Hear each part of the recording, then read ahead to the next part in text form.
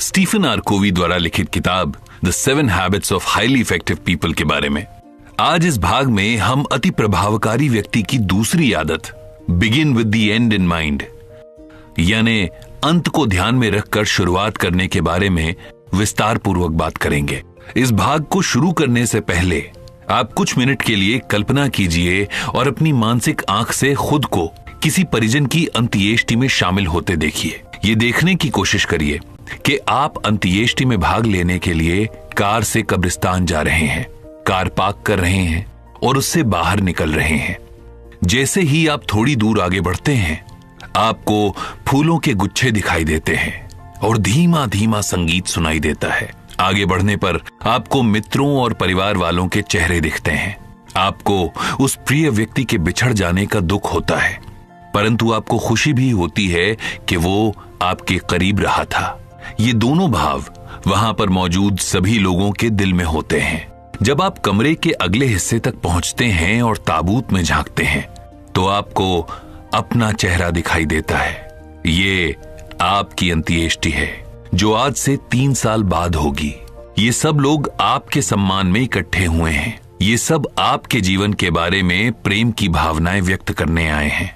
आप बैठ जाते हैं और अंतिम संस्कार की प्रक्रिया शुरू होने का इंतजार करते हुए अपने हाथ में रखे कार्यक्रम पर नजर डालते हैं।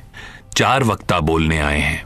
पहला वक्ता आपके परिवार का सदस्य है, दूसरा वक्ता आपके मित्रों में से एक है, तीसरा वक्ता आपके ऑफिस का सहकर्मी है, चौथा वक्ता आपके चर्च या उस सामुदायिक संस्थान का है जहां आपने अपनी सेवाएं दी हैं। अब आप गहराई से सोचें कि आप क्या चाहते हैं कि इनमें से हर वक्ता आपके और आपके जीवन के बारे में क्या कहे। आप उनके शब्दों में अपनी किस तरह की छवि देखना पसंद करेंगे कि आप किस तरह के पति, पिता या पुत्र थे, आप किस तरह के मित्र थे, आप किस तरह के सहकर्मी थे। आप अपने चरित्र को किस रूप में देखना पसंद करेंगे। आप खुद को हैरान कर देने वाली स्थिति में पा रहे होंगे। आप सोच रहे होंगे कि मैंने उनके जीवन में ऐसा क्या प्रभाव डाला होगा जिसके बारे में ये सभी लोग बोलेंगे। शायद आपने कभी इन चीजों पर विचार ही नहीं किया होगा, क्योंकि आपने कभी अंत को ध्यान में रखकर शुरू ही नहीं किया था। अंत को ध्यान में रखकर शुरू करने का मतलब अपनी मंजिल को अच्छी तरह समझकर यात्रा शुरू करना है। इसका अर्थ यह है कि आप वर्तमान में कहां हैं, ये जानकर आप अपने भविष्य के कदम को सही दिशा में बढ़ा सकें। गतिविधियों के जाल या जीवन की व्यस्तताओं में फंसना बहुत ही आसान है। यह बहुत आसानी से हो सकता है कि सफलता की सीढ़ी पर चढ़ने के लिए आप कड़ी मेहनत करते जाएं और अंत में आपको पता चले कि आपकी सीढ़ी गलत दीवार पर टिकी हुई थी। लोग अक्सर ये पाते हैं कि उन्होंने जो सफलताएं हासिल की हैं वो खोखली हैं। उन्हें अचानक ये एहसास होता है कि ये सफलताएं उन्हें ऐसी चीजों की कीमत पर मिली हैं जो उनके लिए कहीं अधिक मूल्यवान थीं।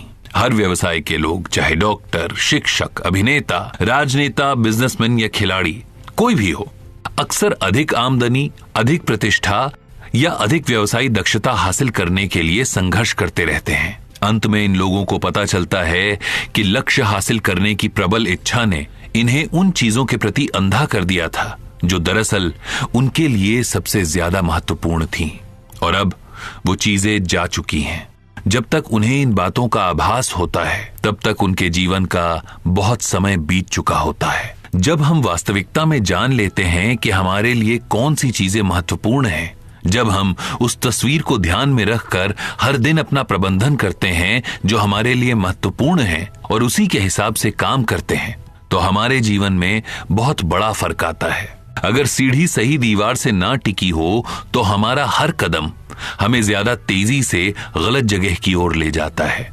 हम कितने भी व्यस्त हों, कितने भी कार्यकुशल हों, मगर हम सही मायने में प्रभावकारी यानी इफेक्टिव तभी होंगे जब हम अंत को ध्यान में रखकर किसी भी कार्य को शुरू करेंगे। अगर आप इन बातों पर विचार करेंगे तो आपको सफलता की अपनी अलग परिभाषा मिल जाएगी। हो सकता है ये परिभाषा उस परिभाषा से बहुत अलग हो जो आपने इससे पहले सोच रखी हो। शायद शोहरत, सफलता, धन या अन्य चीजें जिन्हें पाने की हम कोशिश करते आ रहे थे वो सही दीवार का हिस्सा ही न हो। जब आप अंत को ध्यान में रखकर शुरू करते हैं तो आप अपने जीवन को नए दृष्टिकोण से देखने लगते हैं। अंत को ध्यान में रखकर शुरू करें। ये इस सिद्धांत पर आधारित है कि सभी चीजें दो बार बनती हैं। सभी चीजों की प्रथम रचना मानसिक होती है और द्वितीय रचना भौतिक यानी फिजिकल होती है। आपको इसे घर बनाने के उदाहरण से समझना है। पहली कील को हथौड़े से ठोकने से पहले ही आप उस घर को बनाने की योजना पूरे विस्तार से बनाते हैं। आप बहुत स्पष्टता से देखने की कोशिश करते हैं कि आप किस तरह का घर चाहते हैं।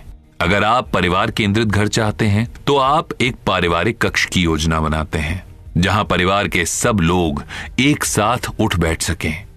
आप बाहर की ओर आंगन बनाने की योजना बनाते हैं जहां पर बच्चे खेल कूद सकें। आप अपना दिमाग तब तक दौड़ाते हैं जब तक आप स्पष्ट रूप से अपने मन में यह तस्वीर न देख लें कि आप किस तरह का घर बनाना चाहते हैं। फिर आप उसका ब्लूप्रिंट बनाते हैं और निर्माण योजना तैयार करते हैं।